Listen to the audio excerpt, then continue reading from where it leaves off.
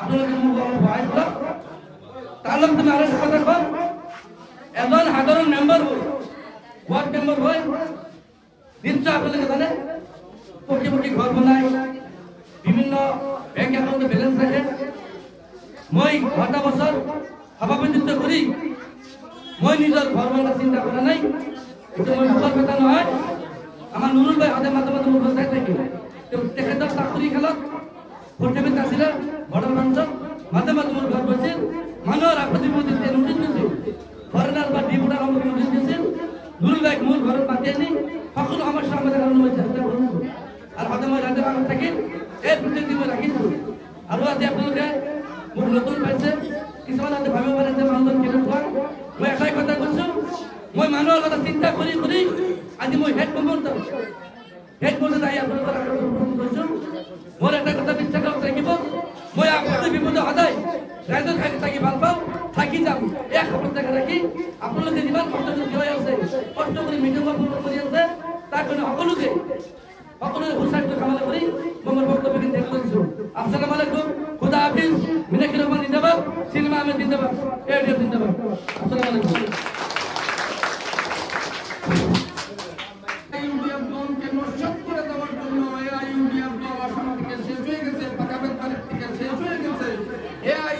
দলের মুরব্বীর সাথে বিজেপির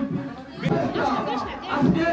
সরকারি সমষ্টির করোনা সরকারি সমষ্টির সম্মানীয় বিধায়ক জাকির হোসেন শিকদার বর্তমানে কথা বলে যে ইউনিয়ন দল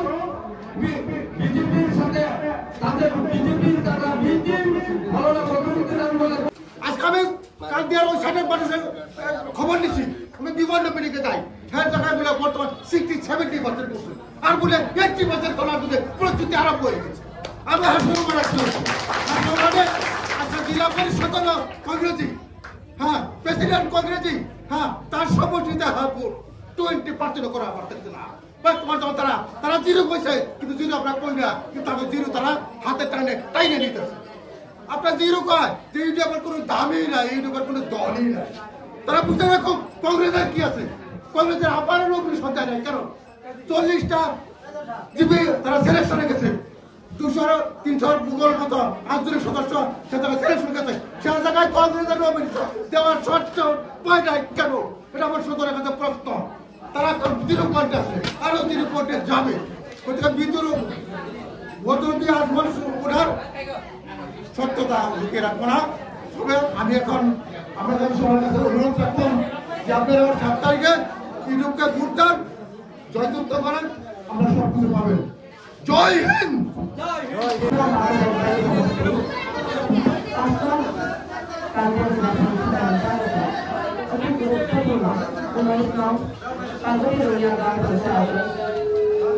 আমার সম্মানীয় প্রার্থী আৰু সিলিমা আক্তাৰ ডাঙৰীয়ানীৰ নিৰ্বাচনী কাৰ্যালয়ৰ দ্বাৰ মুকলি অনুষ্ঠানত সভাপতিত্ব কৰা শ্ৰদ্ধাৰ সভাপতি ডাঙৰীয়া মঞ্চত উপস্থিত থকা দলৰ বিভিন্ন পৰ্যায়ৰ নেতৃবৃন্দ গতিকে সন্মানীয় প্ৰতিনিধি মুৰব্বীসকল আগৰৰ মৰমৰ চেনেহৰ মাতৃসকল আৰু যুৱসাথীসকল আমার মাজত আজি ইয়াতে উপস্থিত আছিল সন্মানীয় সাংবাদিক বন্ধুসকল সকলোকে সম্মান জনাইছোঁ ইয়াতে বক্তব্য মুকলি হৈছে মই কেৱল যিহেতু সময়ৰ অভাৱ লগতে আপোনালোকৰ গৰমো যথেষ্ট লাগিছে বক্তব্য তেনেকৈ নিদিওঁ মই আপোনালোকৰ ওচৰত এটা কোনো আহ্বান জনাব বিচাৰিছোঁ যে সময় সলনি হৈছে এতিয়া আপোনালোকে যদি পাকা বেপাৰ সমষ্টিৰ চাৰিওফালে খবৰ নেন 4টা জেলা পৰিষদত চাৰিওফালৰ পৰা এটাই আৱাজ আহিছে যে এইবাৰ ৰাজ্য পৰিৱৰ্তন বিচাৰিছে বিগত সময়ত কংগ্ৰেছৰ এই 10 বছৰীয়া শাসনকালত পাকা বেপাৰ সমষ্টিৰ ৰাইজ অতিষ্ঠ হৈ পৰিছে আৰু যাৰ বাবে সকলোৱে একেমুখে কৈ আছে আমি আৰু দ্বিতীয়বাৰ কংগ্ৰেছ সমৰ্থিত প্ৰাৰ্থীসকলক ভোট নিদিওঁ অহা দিনত অহা পঞ্চায়ত নিৰ্বাচনত তেখেতসকলে এয়াৰ দলৰ সমৰ্থিত প্ৰাৰ্থীক কলচাৰী স্বৰূপ এই কথা মোৰ নহয় এই কথা হ'ল আমাৰ পাকা বেপাৰী সমষ্টিত চুকে কোণে ৱাৰ্ডে সোমাই থকা প্ৰত্যেকগৰাকী ৰাইজৰ কথা ৰাইজৰ মনৰ কথা আজি আপোনালোকে ইয়াতে দেখিছে ৰাইজ ওলাই আহিছে পুৰুষ মহিলা যুৱকসকল ৰাইজ ওলাই আহিছে এই ৰাইজসকল ওলাই আহিছে কেৱল আমাৰ এই অত্যাচাৰী বিধায়কৰ তেখেতৰ যি দুৰ্নীতি সেই দুৰ্নীতিৰ বিৰুদ্ধে মাত মাতিবৰ বাবে এই ৰাইজসকল আজি ওলাই আহিছে কেৱল এটা মাত্ৰ কাৰণ যি সময়ত নিৰ্বাচন আহিলে মঞ্চত উঠি ডাঙৰ ডাঙৰ প্ৰতিশ্ৰুতি দিয়ে আৰু নিৰ্বাচন জিকাৰ পিছতে সেই প্ৰতিশ্ৰুতি পালন নকৰে উন্নয়নৰ কাম নকৰে সেই কামৰ বিৰোধ কৰিবলৈ আজি ৰাইজ ওলাই আহিছে আশা ৰাখিছো আপোনালোকে 7 তাৰিখত তলচাবিৰ ছবিত ভোট দি আমাৰ দুগৰাকী প্ৰাৰ্থীক জয়যুক্ত কৰিব আপোনালোকে সকলোৰে চিনাকি মতামত হুছেইন ডাঙৰীয়া সকলোৱে চিনি পায় তেওঁৰ দুবাৰৰ প্ৰেচিডেণ্ট আছিলে এই দুবাৰৰ প্ৰেচিডেণ্টত আপোনালোকে তেখেতৰ কামৰ নমুনাৰ খবৰ ল'ব ৰাইজে তেখেতক কিমান আদৰ দিছিলে মৰম দিছিলে সেই কথাখিনি আপোনালোকে খবৰ লওক আপোনালোকে নিজে গম পাব মই আপোনালোকক গাঁঠি কৰিব পাৰোঁ তেখেতক যদি আপোনালোকে জিলা পৰিষদৰ প্ৰেচিডেণ্ট বনাব পাৰে সঁচাকৈ একগৰাকী ভাগ্যৱান হ'ব বুলি মই কৈছোঁ আমিও ভাগ্যৱান হওঁ যে আপোনালোকৰ নিচিনা এই অঞ্চলৰ ৰাইজৰ উন্নতিৰ বাবে কাম কৰিবলৈ পায় শ্ৰদ্ধা ৰাইজ আজি বিভিন্ন সময়ত ছ'চিয়েল মিডিয়াতে হওক বাইদেউ সভা সমিতিতে গৈ বিভিন্ন ধৰণৰ অপপ্ৰচাৰৰ আশ্ৰয় লৈছে কংগ্ৰেছী বিধায়ক বা তেখেতসকলে নেতাসকলে এটা কথা যে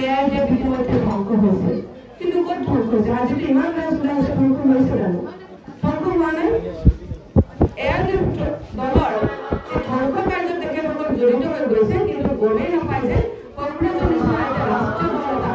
বৰ্তমান অসমত কেৱল 19জন বিধায়ক আছে লজ্জাকৰ কথা এটা কংগ্ৰেছৰ দৰে এটা ৰাষ্ট্ৰীয় দলৰ 19জন মাত্ৰ বিধায়ক আজি হৈছে তেখেতসকলৰ এই অৱস্থা এই কাৰণে হৈছে দিনত কংগ্ৰেছ কৰি ৰাতি বিজেপি কৰা এই দালাল কংগ্ৰেছৰ নেতা আমাৰ সমষ্টিৰ সন্মানীয় বিধায়ক জাকিৰ হুছেইন চিত্তাৰৰ নিচিনা গাদ্দাৰৰ লিষ্টত 3 নম্বৰত তেখেতৰ নাম গতিকে যেতিয়ালৈকে এই গাদ্দাৰ গুণাংগাৰসকল কংগ্ৰেছ দলত থাকিব তেতিয়াহ'লে আৰু কংগ্ৰেছৰ কোনো ৰাইজে গ্ৰহণ নকৰে বুলি ইতিমধ্যে আপাৰ আছাম উজনি অসম ৰাজ্যে সিদ্ধান্ত লৈ পেলাইছে তাৰ উদাহৰণ এই পঞ্চায়ত নিৰ্বাচনৰ দিন ঘোষণা হোৱাৰ পিছৰ 1 সপ্তাহ 10 দিনৰ ভিতৰতে জিলা পৰিষদৰ 37টা চিট ইতিমধ্যে বিজেপিয়ে দখল কৰি লৈছে কংগ্ৰেছ শূন্য কৰিবলৈ 122টা 220টা আঞ্চলিক পৰিষদৰ প্ৰাৰ্থী স্থান কংগ্ৰেছক শূন্য কৰিবলৈ বিজেপিয়ে দখল কৰি লৈছে মই বিজেপিৰ সপক্ষে কথা কোৱা নাই কিন্তু ৰাইজে যে কংগ্ৰেছক এতিয়া গ্ৰহণ নকৰে সেই কথাটো মই উদাহৰণ দিছোঁ আমিও বিচাৰোঁ এই সম্প্ৰদায় যিসকলে সদায় আমাৰ মাইনৰিটি যিসকল আমাৰ মুছলিম মানুহখিনি আছে তেখেতৰ এগেইনষ্টত সদায় কথা কৈছোঁ উন্নতিৰ বাবে কোনো ধৰণৰ কাম কাজ কৰা নাই ময়ো বিচাৰোঁ বিজেপিক অসমৰ পৰা খেলিব লাগে কিন্তু বিজেপিক খেলাটো অকল কংগ্ৰেছৰ বাবে সংকট নহয় আৰু বিজেপিক যদি খেলিব লাগে তেতিয়াহ'লে এয়া যে কিং মেকাৰ হৈ থাকিব লাগিব তেতিয়াহে সম্ভৱ পাটাবেলবাৰী সমষ্টিৰ চুকে কোণে ৰাইজৰ ফালৰ পৰা আমাৰ তলচাবি প্ৰতীক চিহ্ন বা এই দেশৰ প্ৰতি যিখিনি আমি আগ্ৰহ দেখিছোঁ উৎসাহ দেখিছোঁ সেইখিনি সঁচাকৈ ভাল লাগিছে আজি ইয়াত ৰাইজৰ সমাগমত মই যথেষ্ট আশাবাদী আৰু আশা ৰাখিছোঁ আপোনালোকে 7 তাৰিখে আমাৰ তলচাবিৰ ছবিৰ ফূৰ্তি আমাৰ সন্মানীয় প্ৰাৰ্থী কালি ডাঙৰীয়া আৰু আমাৰ চিনেমা আক্টাৰ বাইদেউ ডাঙৰীয়ানী ফূৰ্তি জয়যুক্ত কৰিব বুলি আশা ৰাখি ইয়াতে সামৰণি মাৰিছোঁ আসসালামু আলাইকুম ধন্যবাদ আমাৰ দলৰ গঠন কৰিব আৰু এই ক্ষেত্ৰত পাকাবাদীৰ ব্লক কমিটি গঠন কৰাৰ ক্ষেত্ৰত মোৰ পূৰ্ণ ভূমিকা থাকিব ইনশাল্লাহ আপোনালোকে দোৱা আশীৰ্বাদত সাজান ভাই বিপুল জয়ৰাজ্যত বাকীখিনি ইনশাল্লাহ মই যিটো দুবাৰ প্ৰেচিডেণ্ট আছিলোঁ কামৰ এক্সিডেণ্ট মোৰ আছে কেনেকৈ পঞ্চায়ত উন্নয়নৰ কাম কৰিব লাগে